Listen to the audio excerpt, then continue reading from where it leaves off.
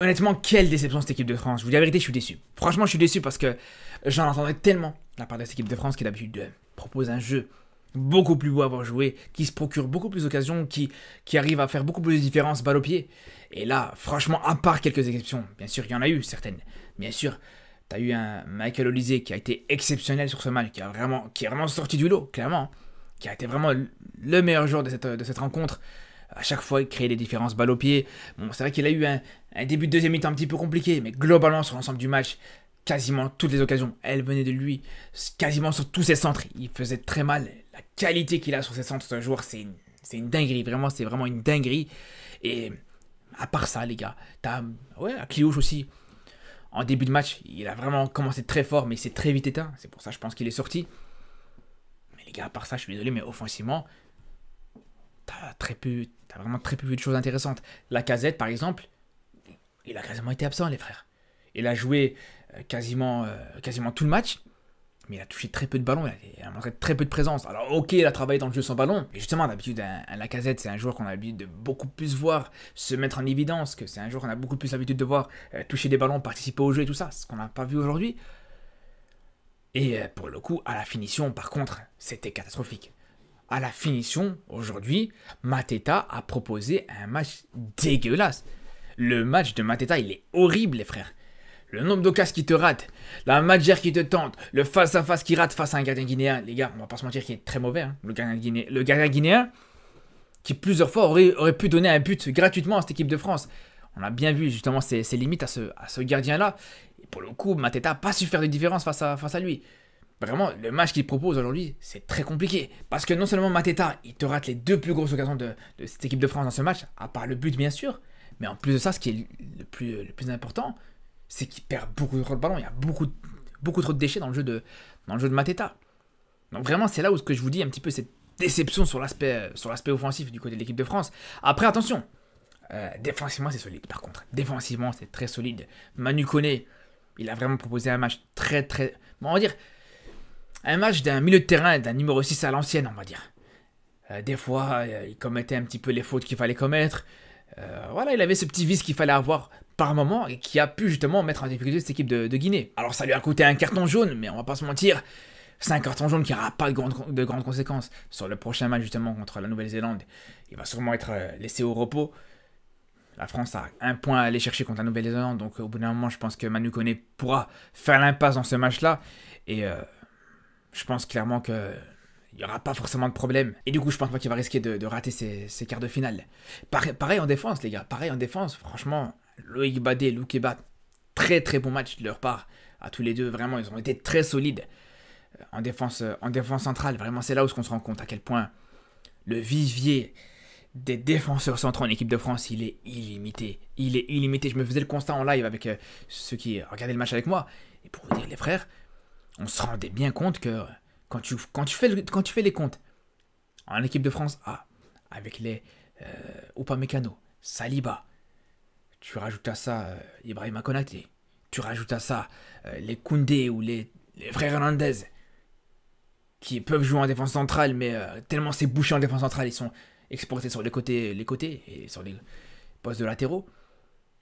Tu rajoutes à ça les deux joueurs français qui ont joué pour l'équipe d'Espagne, Laporte et Lenormand, qui sont quand même champions d'Europe.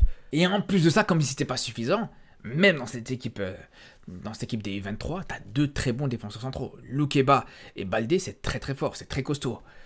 Par contre, autant c'est très costaud dans l'axe, autant sur les côtés c'est un peu plus compliqué. Et là, pour le coup, même si Sidila met ce but, la vérité c'est fait souvent mettre en difficulté par les joueurs guinéens. Et c'est la transition parfaite justement pour parler du match de la Guinée. Parce que franchement, respect aux Guinéens, malgré tout, voilà. C'est dommage qu'ils ont pas pu aller chercher ce petit point qui aurait pu les relancer dans ces JO. Parce que franchement, ils l'auraient mérité. La vérité, ils l'auraient mérité. Aujourd'hui, quand on voit justement l'intensité qu'ils ont mis les Guinéens dès le début du match, quand on voit les occasions qui se sont procurées, alors ok, il n'y a qu'un seul tir cadré côté guinéen dans cette rencontre, mais quand même 2 buts refusés, de très peu d'ailleurs. Quand on voit beaucoup de situations où justement les Guinéens ont vraiment mis en difficulté cette défense française, avec énormément de différences individuelles réussies côté guinéen, avec beaucoup de dribbles réussis, que ce soit par certains joueurs techniques un petit peu virevoltants, un petit peu percutants, comme les Ilyes Moriba, les Naby Keita, les Amadou Diawara, Amadou Diallo, et même un joueur comme Abdoulaye Touré, qui est un vieux briscard dans cette équipe guinéenne, même lui, il t'a fait énormément de différences individuelles, balle au pied. Il t'a réussi énormément de dribbles, il t'a fait vraiment un match plus qu'intéressant. Et vraiment, quand on a vu ça, moi franchement, j'ai vraiment été... Je vais pas dire surpris, parce que je m'attendais vraiment à un réel niveau de cette équipe de Guinée. Je vous dis même, je suis déçu parce que je pense que la Guinée aurait pu faire beaucoup plus. Mais surtout, là où je suis déçu, du côté guinéen, c'est surtout sur le premier match. Sur ce premier match contre la Nouvelle-Zélande, qui aurait pu vraiment permettre à la Guinée de bien se lancer dans cette compétition et qui n'aurait pas forcément obligé les Guinéens à gagner ce match contre la France. Et c'est là où, pour moi, vraiment, il y a de quoi avoir des regrets, justement, du côté de cette équipe de Guinée. Mais je vous dis la vérité, malgré tout, voilà... Ils ont été à la hauteur. Et franchement, quand on voit la capacité, les qualités qu'ils avaient à chaque fois à se projeter vers l'avant, à chaque fois l'intensité qu'ils mettaient pour récupérer déjà les ballons, que ce soit dans leur camp, que ce soit dans le camp adverse, dans les 30 mètres français, à chaque fois, le contre-pressing qui était mis en place. Et surtout, ce qui était magnifique, vraiment, dans cette équipe de Guinée. Alors autant, je vous dis, le jeu qui est proposé par cette équipe guinéenne, vous savez très bien, les équipes qui sont organisées dans un bloc bas et qui attendent de jouer les contres, c'est pas les équipes que j'affectionne le plus, clairement. Mais là, quand tu sais qu'ils jouent avec les moyens qu'ils ont, quand tu sais qu'ils n'ont pas forcément les plus grandes stars qui jouent dans ces Jeux Olympiques, au bout d'un moment, voilà, ça reste respectable. Et ils le font très bien. Ils le font de manière respectable. Ils le font de manière vraiment intéressante à voir. T'as pas une équipe qui se contente du peu, comme justement, on peut faire l'analogie avec l'équipe A des Français. Parce qu'une équipe de France A, par exemple, quand tu regardes certains matchs contre la Pologne, contre l'Autriche, par exemple, et des choses comme ça, mais tu vois que voilà, ça se contente du minimum. Ok, ça défend, etc. Mais ça montre pas l'intensité qui doit être montrée. Alors que là, du côté guinéen, ça défend, ça joue de manière bien organisée, mais par contre, quand ça récupère le ballon, là, ils te le font sentir. Là, quand ils récupèrent le ballon, t'as les latéraux qui montent, t'as les pistons pour le coup qui montent, parce que ça joue en 3-5, en 3-4-3 pour le coup. Mais tu sens vraiment une grosse différence, tu sens vraiment qu'ils peuvent mettre en difficulté cette équipe de France et chaque adversaire à tout moment.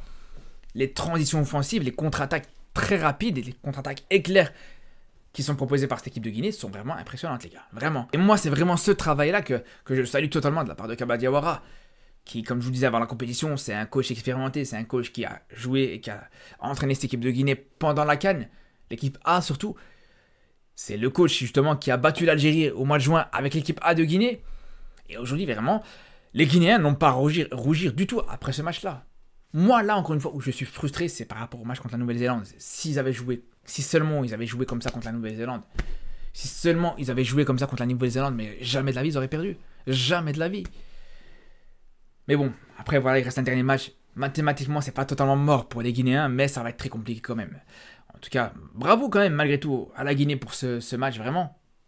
Malheureusement, beaucoup vont retenir le résultat, mais pour ceux qui ont vu le match, on va vraiment retenir la très belle prestation guinéenne. Après, du côté de l'équipe de France, on espère quand même qu'ils vont relever un petit peu le niveau dans cette compétition, bien sûr, sauf si c'est contre le Maroc en quart de finale, ça c'est différent. Je n'ai pas besoin de préciser, mais tout ça pour vous dire que j'attends beaucoup plus de la part de cette équipe de France et qu'on va suivre les gars sur les prochaines rencontres, bien sûr. Donc on se dit à très vite pour une nouvelle vidéo, et surtout d'ici là, prenez soin de vous.